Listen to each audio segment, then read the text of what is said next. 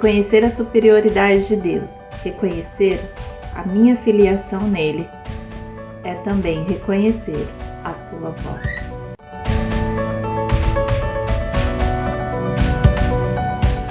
Seja bem-vindo em mais um Devocional Palavra que Transforma. Estamos nessa série de reflexões na direção de Deus quanto ao capítulo 3 do livro de Hebreus, falando um pouquinho ao nosso coração sobre a superioridade de Deus na nossa vida e que não podemos ignorar essa superioridade. Se ignorarmos, nós nos separamos da dependência que precisamos ter em Deus. Por que precisamos? Porque Ele é o Todo-Poderoso, Ele é quem sabe os planos que tem para a nossa vida. E quando nos deixamos ser levadas por este plano, tudo vai bem. Mesmo nos momentos desconfortáveis, o Senhor passa conosco e o nosso coração se alegra, se acalma e vive o que tem de melhor. Porque Deus é melhor, Deus é o único. Neste capítulo 3, o Senhor fala também sobre a filiação, de sermos filhas de Deus, como refletimos no segundo dia de reflexão com este tema. E agora, no terceiro dia, o Senhor nos fala algo muito importante.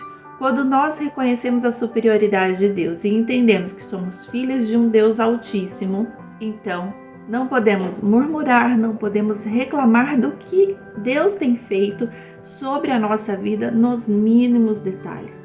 Somos tendenciosos a reclamações, somos tendenciosos a achar defeito em tudo o que há na nossa vida. Se estamos muito bem, se estamos vivenciando os milagres de Deus, em algum ponto nós podemos cair numa tentação de achar defeito, de criticar, de querer dizer para Deus qual seria a melhor forma de viver este plano que Ele tem para mim e que tem para você. É uma tendência humana e nós precisamos lutar contra esta característica que pode ter no seu coração, que pode estar instalado no meu coração. Precisamos arrancar e colocar a dependência, a adoração e gratidão a Deus em tudo que Ele tem feito por nós e a forma como Ele tem feito. E no livro de Hebreus, o autor trata aqui neste capítulo 3, no versículo 7, seguindo do versículo 5 e 6, quando o Senhor fala de que Moisés era um servo. Ele reconhecia o seu lugar diante de Deus, ou seja, como servo, assim como nós devemos reconhecer o nosso lugar diante de Deus, como servas e filhas, se aceitarmos a Jesus Cristo como nosso único e suficiente Salvador. E no versículo 7 ele diz assim: portanto, ou seja, a partir do momento que você se coloca no lugar de serva e de filha, o que o Senhor diz? Que devemos dar ouvido à sua voz. Diz assim: portanto, como diz o Espírito Santo, se ouvirdes hoje a sua voz, versículo 8, não endureçais o vosso coração como na provocação no dia da tentação no deserto. O Senhor faz aqui menção ao povo que era liderado por Moisés, quando Moisés os tirou do Egito, da escravidão, e caminhavam no deserto rumo à terra prometida, uma terra que o Senhor já tinha falado que era uma terra de deleite, uma terra abundante, mas que precisavam batalhar para conquistar. E o Senhor aqui, Ele nos faz pensar como que o nosso coração pode estar hoje, ou seja, da mesma forma que o coração do povo estava naquele momento, mesmo sendo liderados por um homem escolhido por Deus para tirar o povo daquela situação de escravidão. Então, vamos supor, hoje eu sou uma mulher que aceitei a Jesus Cristo como meu único e suficiente Salvador, que me libertou, que me tirou da condenação eterna, passando por um processo de transformação. E neste processo de transformação a vida continua, os acontecimentos são existentes na minha vida, as promessas do Senhor são faladas e alcançadas, mas diante de tudo isso há uma superioridade de Deus para a nossa vida, e nessa superioridade Ele faz da forma como Ele acha que deve ser para o nosso aprendizado, para o nosso crescimento, para que haja segurança das nossas emoções, para que nós não venhamos a tropeçar. mas nós mesmas fazemos com que os nossos pés tropeçam quando nós endurecemos o nosso coração a partir da voz do Senhor. Ele diz aqui no versículo 7, se ouvirdes, ou seja, se houver uma audiência de Deus para com você, Ele está te convocando para uma audiência, para te falar algo,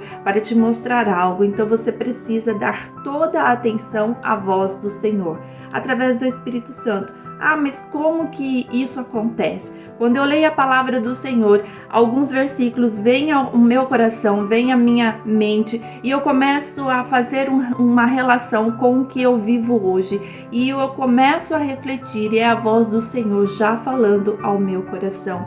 Ou eu estou no momento de oração e algo sobe à minha mente, sobe aos meus pensamentos a respeito daquilo que eu vivo e isso pode ser a direção de Deus. Então, eu preciso estar atento a esses sentimentos, juntamente em oração e leitura da palavra do Senhor, para eu entender, para eu ter a atenção daquilo que o Senhor quer falar comigo naquele momento. Se o Senhor tem uma promessa na sua vida, onde trará para o seu lar momentos de salvação, de libertação, e você começa a entender que parece estar tudo bagunçado, no sentido que o coração da família parece se perder. E você diz, então, a promessa que eu ouvi do Senhor, ela não é real. Isso é não dar ouvido à audiência que o Senhor tem falado com você. Pode ser que Ele esteja dizendo que tudo vai ficar bem, que é para você ficar firme, que é para você viver em amor mesmo nessas turbulências, que é para você viver em paciência, em mansidão, porque através do teu testemunho de transformação de vida, outras pessoas serão alcançadas. Então nós precisamos dar atenção à audiência, ou seja, aquilo que o Senhor quer falar com você. E quando nós paramos para ouvir a Deus, nós não podemos endurecer o nosso coração. Ele diz aqui, não endureçais, ou seja, eu fiz uma anotação a respeito da origem dessa palavra endurecer, que diz insensibilizar, se tornar insensível à situação, perverso, endurecer no sentido moral. O povo, quando estava sendo liderado por Moisés, nós vamos voltar daqui a pouquinho nessa passagem, em que conta uma pequena parte da história, e eles endureceram o coração, ou seja, eles não se voltaram para os milagres que o Senhor já tinha feito a eles, mas eles pensaram somente naquilo que eles achavam que era o melhor para eles naquele momento. E Deus é quem sabe os pensamentos que tem a nosso respeito, pensamentos de bem e não de mal, para que alcancemos o que nós temos orado. Mas há um processo, há um tempo, há um aprendizado para se alcançar planos perfeitos de Deus.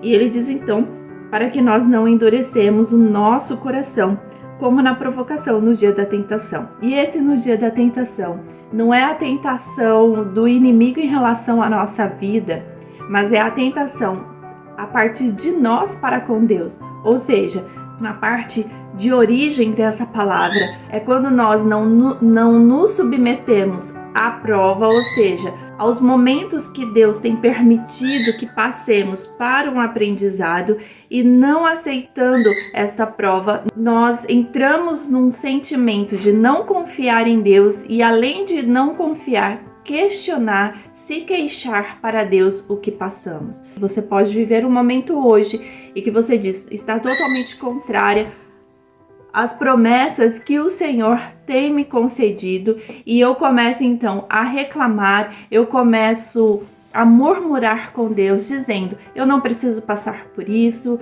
eu já tenho feito muitas coisas, já tenho me submetido a muitas coisas diante de Deus, e diante dessa submissão parece não acontecer nada, então eu desisto, eu não quero mais viver na espera da promessa, eu quero viver aqui, eu quero viver da forma como eu estava antes. Aí vamos dar continuidade a esta reflexão do livro de Números, que está no Antigo Testamento, para entendermos o que era este se queixar, o que era este murmurar do povo de Deus. Fique conosco na próxima publicação.